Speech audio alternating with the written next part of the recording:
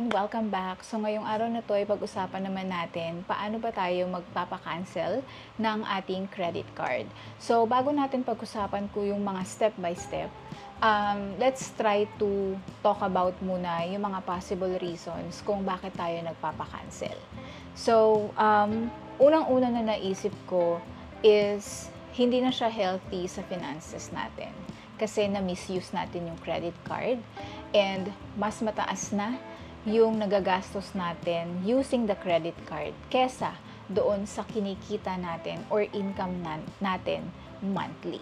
So, ibig sabihin, lumalaki na ng lumalaki yung ating utang at nahihirapan na tayo magbayad.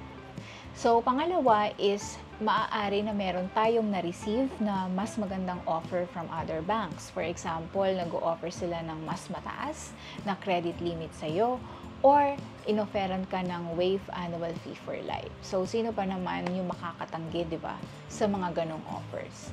So, pangatlo is maaari na hindi ka na din satisfied sa rewards point system nung current credit card mo. Kasi sometimes nagkakaroon talaga ng sudden changes sa terms and conditions ng mga banks and sometimes we find it not very advantageous sa part natin. For example, yung dating rewards point system is mag-earn ka ng 1 point for every 30 pesos spend. So, ang nangyari dahil nagkaroon ng changes, pwedeng tinaasan nila yung amount na minimum spend para maka-earn ka ng point. So, from 30, ginawang 50 pesos. So, yung mga ganong klaseng changes. Pang-apat is, pwede din na hindi ka secured sa job mo at the moment. So, for example, the company frequently lay off people. So, possible na feeling mo na sa susunod is mapapasama ka dun sa mali-lay off.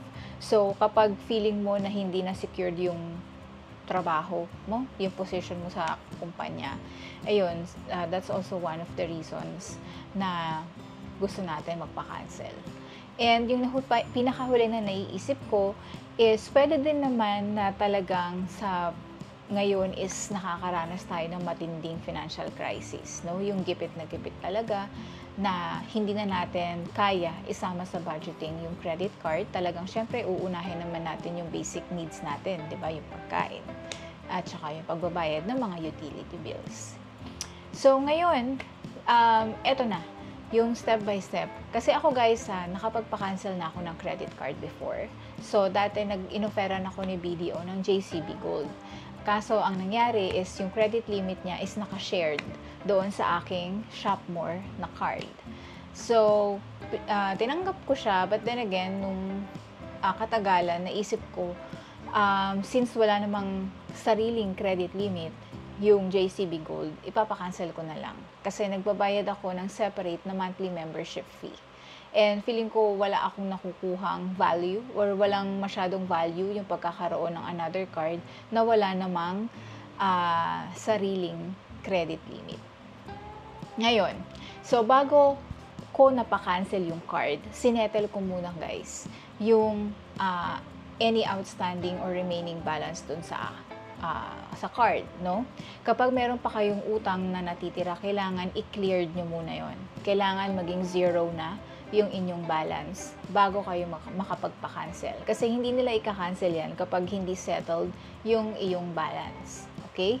And there are times, no, merong mga nagpapa-cancel na wala talagang cash pa na pambayad dun sa outstanding balance nila. So, ang ginagawa nila is nagba-balance transfer. So, ibig sabihin, yung outstanding balance sa card na ipapa-cancel ay itinatransfer nila sa another credit card nila. So, be mindful lang kapag ganun yung ginagawa nyo kasi may mga fees yan na associated. So, dapat aware din kayo doon. Okay?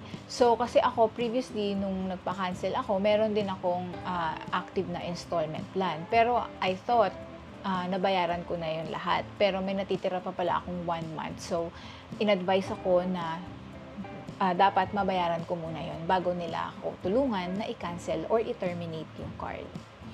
Okay, so kapag nasettle mo na yung outstanding balance ng card, i-double check mo din.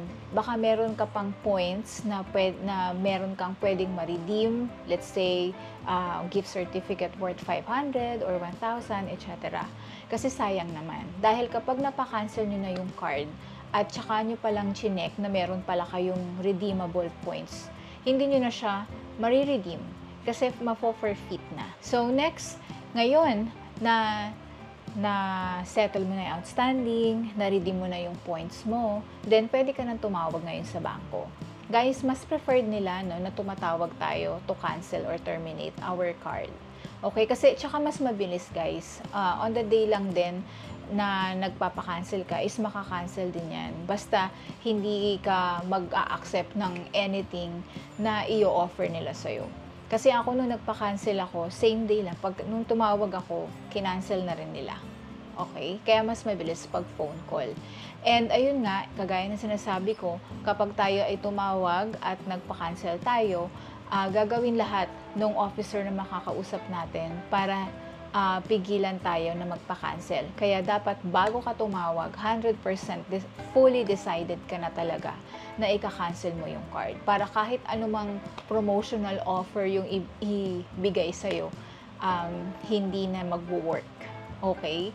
Kasi minsan, let's say, tatanungin ka kasi nila kung ano ba yung reason. Make sure lang na valid yung reason na ibibigay mo sa kanila. Kasi sometimes, no, ang reason mo yun, hindi kasi kayo nagwe-waive ng annual fee. So, pwedeng offeran ka na nila na, okay, let's waive your annual fee this year. Or, amaya, bigyan ka nila ng waive annual fee for life. 'Di ba? Or, pwede rin kayong offeran na, sige, taasan natin yung credit limit mo. Para lang, hindi kayo matuloy magpa-cancel. So, dapat hindi kayo marupok. Tibayan nyo yung loob nyo pag kayo nagpapa-cancel, no? Okay. So, ngayon, for example, na-cancel na. Make sure lang na gupitin nyo yung credit card, especially yung sa may chip, para ma-make sure na hindi na siya mag-work bago nyo itapon. Okay? Yan. So, yun lang guys yung dapat nyong gawin kapag kayo ay magpapa-cancel ng credit card. So, siguro, maitatanong nyo rin, nakaka-apekto ba sa ating credit score yung pagpapa-cancel ng credit card? So, syempre, gagawa ako ng separate video about that. So, please tune in or kindly subscribe to my channel para ma-notify kayo kapag in-upload ko na yung video na yun. Okay? So, yun lang guys. Maraming salamat. If may question kayo, leave your comment below. See you again on my next. Bye!